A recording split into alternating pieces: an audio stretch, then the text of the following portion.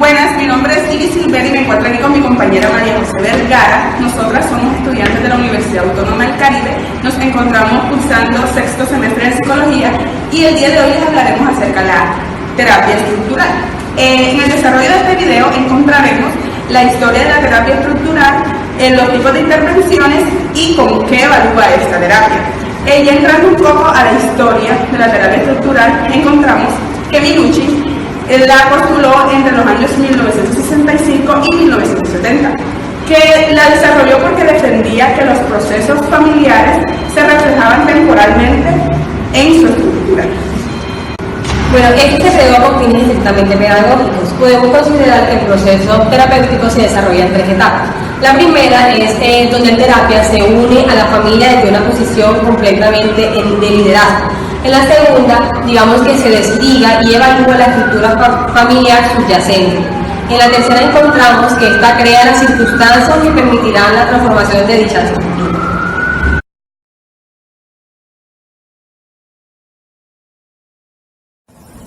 Evaluación. La terapia estructural se fundamenta en el concepto de estructura, que alude al conjunto de demanda de los miembros de una familia, reflejo de los procesos de interacción familiar en un momento dado. No se puede evaluar el sistema familiar como si se tratara de una entidad estática, sino que el centro de experiencias diagnóstica debe ser el proceso de interacción de la familia con el terapeuta como agente de cambio, de modo que en este proceso se susciten las estructuras, tanto manifiestas como latentes, que gobiernen la vida familiar. La coparticipación implica que más avanzada la entrevista, el terapeuta intenta alterar las reglas familiares y observe las reacciones de cada una de las personas a las que la modifica.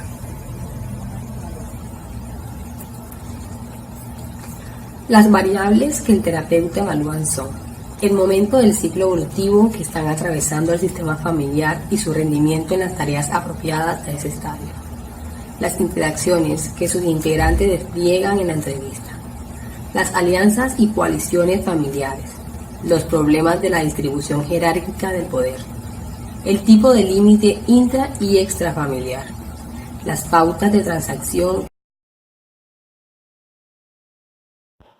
Técnicas de intervención.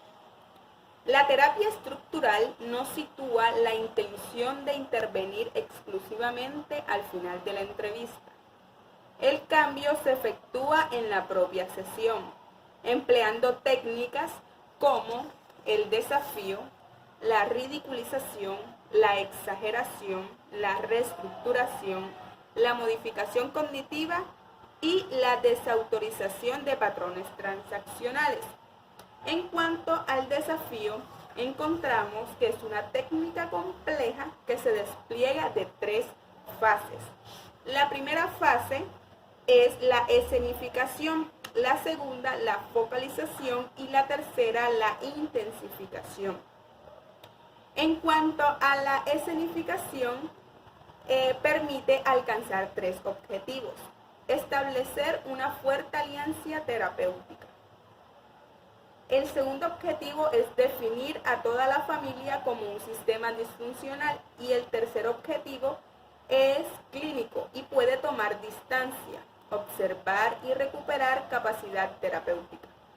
El procedimiento requiere que el terapeuta observe primeramente las interacciones espontáneas de la familia y decida qué aspectos del patrón disfuncional observado intentará cambiar. Después pide a los integrantes del sistema familiar que escenifiquen una determinada secuencia en su presencia e interviene aumentando su intensidad y o duración. Finalmente, propone modalidades diferentes de interacción con objeto de obtener información predictiva sobre la flexibilidad de la estructura familiar para el cambio y con objeto de alterar las pautas disfuncionales. En la segunda fase, que es la focalización, esta implica prestar atención a una información e ignorar otra, de forma que durante la entrevista se resalta un tema sobre el que trabajar.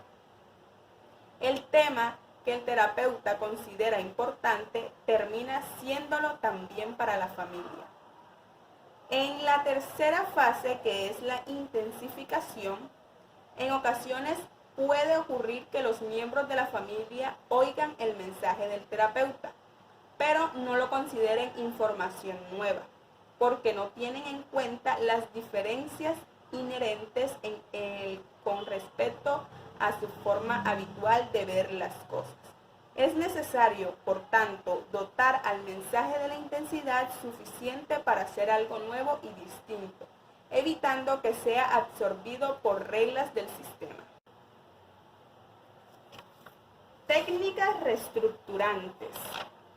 Las técnicas reestructurantes son recursos técnicos que tratan de cambiar la estructura familiar, de los cuales los más importantes son la fijación de límites, el desequilibrio y el aprendizaje de la complementariedad.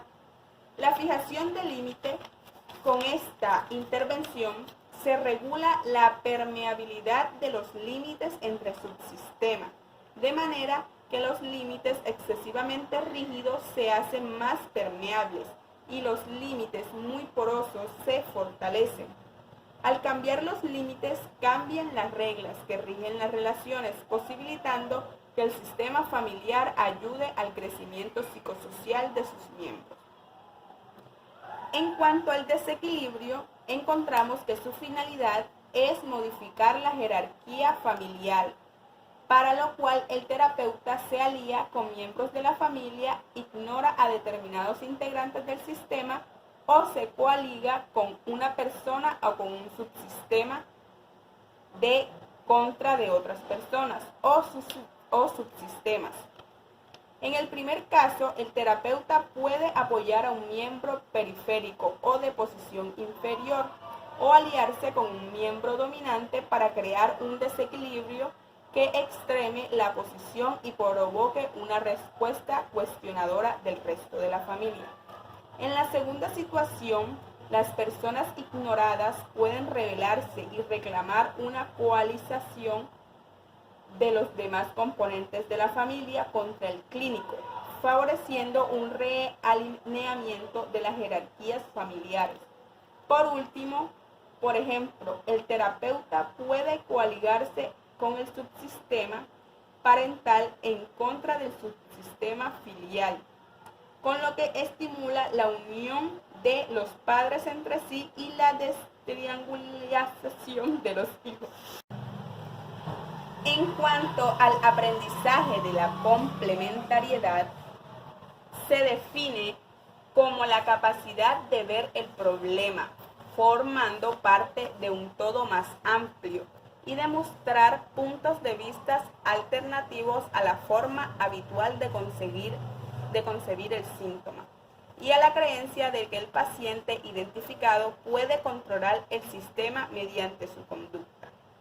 Esta técnica cuestiona la definición familiar del problema y su creencia en una causalidad lineal del síntoma, aportando datos de que la conducta sintomática solo se puede producir en el contexto de otras conductas a las que la familia globalmente contribuye.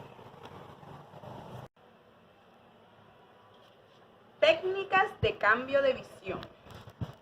Estas afectan la percepción de todos los miembros con respecto al síntoma, para lo cual es preciso configurar nuevas modalidades de interacción entre ellos mediante técnicas como la modificación de los constructos cognitivos, las intervenciones paradójicas y la identificación de las facetas fuertes o componentes de la familia.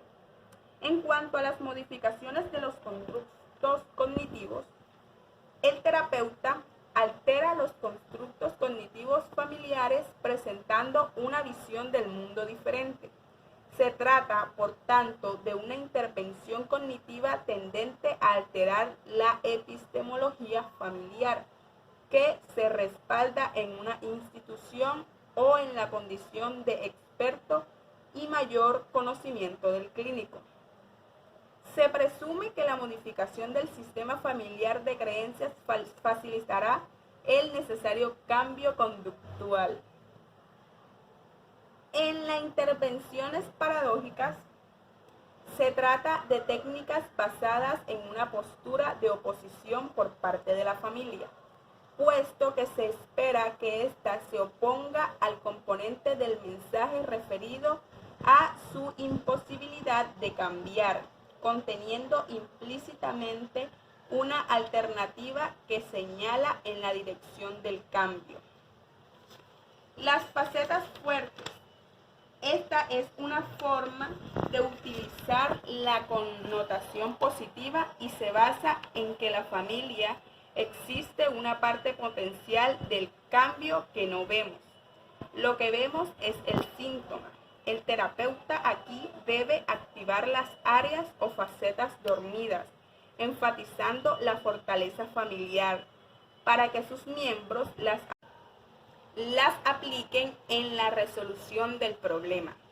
El objetivo terapéutico es lograr lo mejor que cada familia puede dar y no que sus miembros se ajusten a la familia ideal, lo cual crearía una mayor dependencia del terapeuta, impidiéndoles generar sus propios recursos y estableciendo un juego de poder y resistencia en la terapia.